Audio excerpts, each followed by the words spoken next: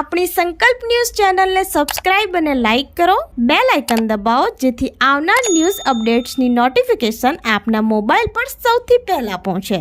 Like, subscribe and share the video. નમસ્કાર દર્શક મિત્રો, હું છું પૂજા ટંડેલ. સંકલ્પ ન્યૂઝમાં આપનું સ્વાગત છે. સમાચારની શરૂઆત કરતા પહેલા એક નજર આજના મુખ્ય સમાચારો પર. વાપી સલવાવ હાઈવે પાસે બંગાળના ગોડાઉનમાં આગ લાગતા અન્ય 5 જેટલા ગોડાઉનને ચપેટમાં લેતા ભાગદોડ. આગે વિકરાળ સ્વરૂપ ધારણ કરતા 4 જેટલી ફાયર ટીમો ઘટના સ્થળે દોડી આવી ભારે જહેમતે આગ ઉપર કાબુ મેળવ્યો. વાપીના સલવાવ નેશનલ હાઈવે પાસે આવેલ ભંગારના ગોડાઉનમાં આગ લાગતા આસપાસના અન્ય 4 થી 5 જેટલા ભંગારના ગોડાઉનને ચપેટમાં લેતા દોડધામ મચી જવા પામી હતી. ઘટનાની જાણ થતાં 4 જેટલી ફાયર ટીમો સ્થળ ઉપર દોડી આવી હતી.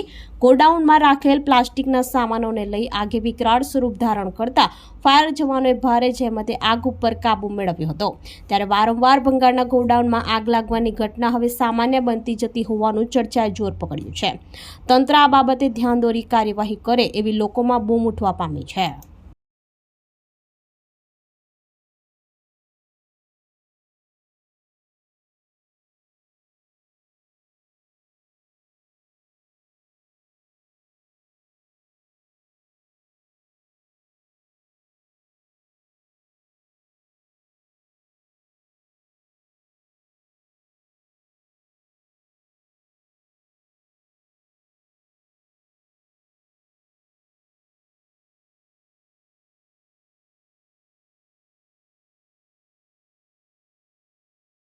વલસાડ હાઈવે પર ઇકો કારમાં સીએનજીમાં ચોરખાના બનાવી દારૂ લઈ જતો ઈસમ રૂપે 1.15 લાખના મુદ્દામાલ સાથે ઝડપાયો.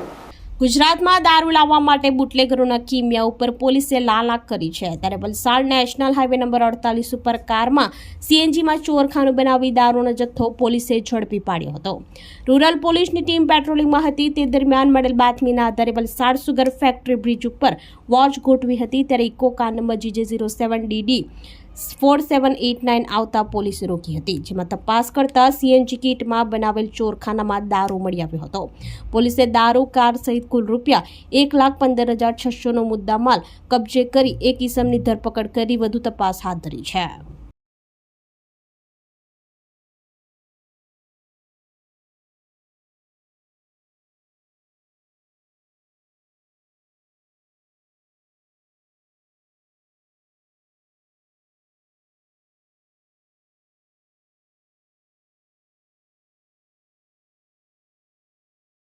પારડી આઈટીઆઈ ખાતે તાલીમાર્થીઓના પ્રમાણપત્ર વિતરણ માટે કૌશલ્ય દીક્ષાંત સમારોહ યોજાયો.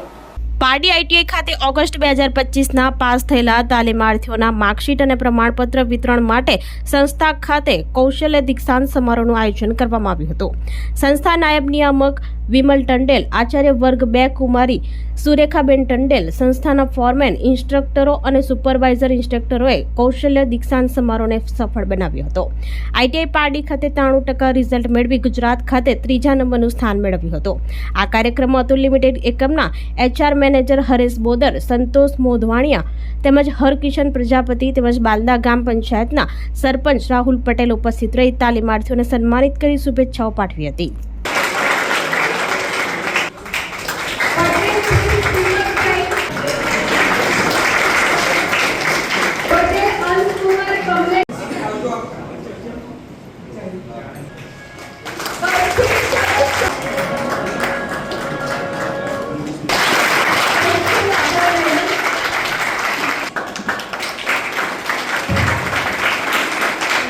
ઉમરગામમાં લોહીની અછતને પહોંચી વળવા યોજાયેલ રક્તદાન કેમ્પમાં 60 જેટલી બોટલ એકત્ર. Umargam rotary club, Rotaract club, Inner Wheel club અને લોહાણા સમાજના સંયુક્ત ઉપક્રમે બ્લડ ડોનેશન કેમ્પનું આયોજન કરવામાં આવ્યું હતું.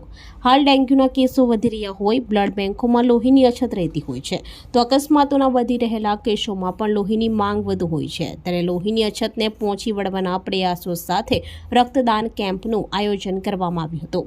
આજે યોજાયેલા રક્તદાન કેમ્પમાં બપોર સુધીમાં 60 જેટલા રક્તદાતાઓ આ નેક કાર્યમાં જોડાયા હતા. ઉમરગામ તાલુકામાં ઘણી સામાજિક સંસ્થાઓ આવા ઉમદા કાર્યો કરે છે, જેનાથી જરૂરિયાત સમયે રક્તદાતાઓનું લોહી કોઈનો જીવ બચાવવામાં મદદરૂપ બને છે. આ કેમ્પમાં વલસાડ રક્તદાન કેન્દ્રના ભાવેશ રાયચાની ટીમે સેવા આપી હતી. ભાવેશ રાયચા વલસાડ રક્તદાન કેન્દ્ર વતી ખાસ કરીને આજે ઉમરગામ લોહાણા સેવા સમાજનો ખૂબ ખૂબ આભારી છું. સાથે રોટરી ક્લબ, ઇનરવિલ ક્લબ અને રોટરેક કે જેઓએ આજે આ રક્તદાન કેમ્પ રાખ્યો છે. આજે રક્તની ખૂબ જરૂરિયાત રહે છે. ઉમરગામમાં વખત રક્તદાન કેમ્પો થતા રહે છે, પણ એ રક્તદાન ખાસ કરીને સગર્ભા બહેનો, સિકલ સેલ, થેલેસેમિયા જેવા દર્દીઓની સાથે એક્સિડેન્ટલ કેસીસ હાલમાં વધ્યા છે. હેડ ઇન્જરી થાય, ટ્રોમા થાય, મલ્ટિપલ ફ્રેક્ચર્સ એવા કિસ્સામાં સર્જરીમાં પણ ખાસ જરૂરત રહે છે. તો આ કેમ્પો સમાજલક્ષી છે, સમાજ માટે ઉપયોગી છે, અને સાથે સાથે સમાજને એ પણ અપીલ કરું છું કે નિયમિત રક્તદાનનો આગ્રહ આપણે રાખીએ, સમાજમાં આગળ આવીએ, નિયમિત રક્તદાન કરીએ, રક્તદાન શિબિરો યોજીએ, પણ સાથે જે આપણી સેફટી માટે રોડ પર જતા હોઈએ તો કાર હંકારતી વખતે અવશ્ય સીટ બેલ્ટ પહેરીએ, હેલ્મેટ વિના આપણે ડ્રાઈવ ના કરીએ તો એ અકસ્માત થાય તો આપણી હેડ ઇન્જરી અટકે, આપણને અકસ્માતે મૃત્યુનું જોખમ ઘટે છે. હેલ્મેટ પોલીસથી બચવા માટે નહીં પણ આપણી પોતાની સેફટી માટે છે. અને સાથોસાથ એ યુવાનો આગળ આવે, નિયમિત રક્તદાન યોજે. ખાસ કરીને હાલમાં ડેન્ગ્યુનો કહેર પ્રવર્તમાન છે. દમણ, સેલવાસા, ઉમરગામ, વાપી વિસ્તારમાંથી ખાસ કરીને પ્લેટલેટની ખાસ જરૂરિયાત છે. એટલે અમે વિશાલભાઈ તન્ના અમારા લોહાણા સમાજને અને રોટરી ક્લબને વિનંતી કરી હતી એક નાનકડો રક્તદાન શિબિર પણ જો યોજાય તો એ ઘણા બધા પેશન્ટોને પ્લેટલેટ માટે ખૂબ ઉપયોગી થઈ શકે છે. અને આજે કેમ્પ સક્સેસફુલી રહ્યો છે. હાલ પર્યંત 60 યુનિટ કલેક્ટ થયા છે અને એમનો ટાર્ગેટ 75+નો છે.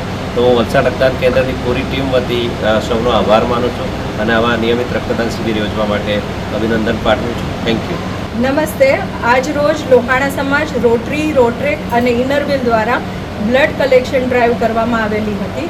અત્યારે ખાસ જે ડેન્ગ્યુના કેસીસ છે એના માટે પ્લેટલેટ્સની ખૂબ જરૂર છે અને સારા એવા ડોનર્સ આજે ટર્ન અપ થયા છે. અત્યારે 55 જેટલી બોટલ્સ ઓલરેડી બ્લડનું કલેક્શન થયેલું છે અને હજી અમે 3.5 સુધી આશા રાખીએ છીએ કે 100ને પાર કરીએ. બ્લડની અકસ્માતના કેસોમાં, પ્રેગ્નન્સીમાં અથવા જે ડેન્ગ્યુ જેવા તાવ આવે એમાં ખાસ જરૂર પડે છે. તો અમે અપીલ કરીએ છીએ બધાને કે વધારેમાં વધારે બ્લડ ડોનેશન ક્યાંય પણ થાય તો તેમાં ભાગ લઈ અને વધારે ને વધારે બ્લડ ડોનેશન કરે. વાંસદા આઈટીઆઈમાં કૌશલ દીક્ષાંત સમારોહ યોજી વિદ્યાર્થીઓને મેડલ પ્રમાણપત્ર એનાયત કરાયા. વાંસદા મનપુર ગામ ખાતે આઈટીઆઈના પટાંગણમાં કૌશલ દીક્ષાંત સમારોહ કૌશલ એન નાયક, પિન્ટુભાઈ ગરાસિયા, મનપુર ગામના સરપંચ યોગિતાબેન બિરારી તથા ફરહાનભાઈની પ્રેરક ઉપસ્થિતિ તથા સંસ્થાના આચાર્ય જેસી ચૌધરી, ફોરમેન જે.એમ. પટેલ, સંસ્થાના સ્ટાફ મિત્રો અને તાલીમાર્થીઓની હાજરીમાં આયોજન કરવામાં આવ્યું હતું. જેમાં આઈટીઆઈ વાંસદાના ગત વર્ષના પાસ આઉટ તાલીમાર્થીઓ માટે કૌશલ દીક્ષાંત સમારોહ યોજાયો હતો. જેમાં ઇન્ડસ્ટ્રીઝમાંથી પધારેલા કૌશલ એન નાયક તથા પિન્ટુ ગરાસિયાએ એમના પોતાના અનુભવ વર્ણવી તાલીમાર્થીઓ તથા સ્ટાફને પ્રોત્સાહિત કર્યા હતા. તથા પાસ આઉટ તાલીમાર્થીઓને પ્રોત્સાહિત કરી પ્રથમ, બીજો તથા ત્રીજો ક્રમ પ્રાપ્ત કરનાર તાલીમાર્થીઓને મેડલ અને સર્ટિફિકેટનું વિતરણ કર્યું હતું. સર્વોલ ઓટોમોટિવ પ્રાઇવેટ લિમિટેડ નામની એક કંપની અમે રન કરી રહ્યા છે અને જેની અંદર આપણા સાઉથ ગુજરાતની અંદર 32 ટુ વ્હીલર સર્વિસ સેન્ટર અને શોરૂમ ચાલી રહ્યા છે.